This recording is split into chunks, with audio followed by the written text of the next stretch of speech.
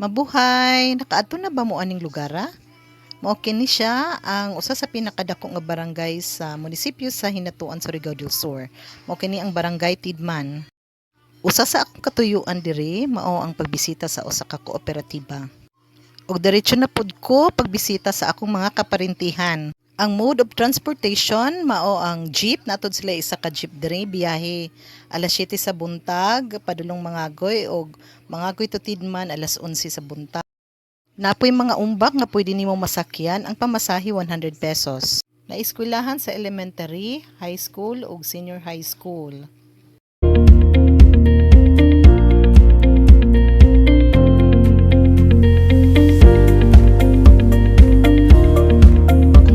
Sa mga residente diring dapita mao ang pag-uma ug ang pagpangisda.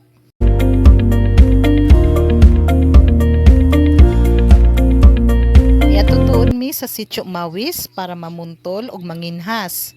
Pero murag wa jud koy nakuha oy, ngaligo na lang mi para enjoy. Namalit na lang mi og kinhason, isda ug kugita gikan sa mga mananagat. Ang among gisakyan padulong sa Mawis is pambot. Nagrenta mi tuod, no? Pero pwede pud ni siya sakyan og bandong. Kining bandong ko ani siya baroto nga magbugsay lang.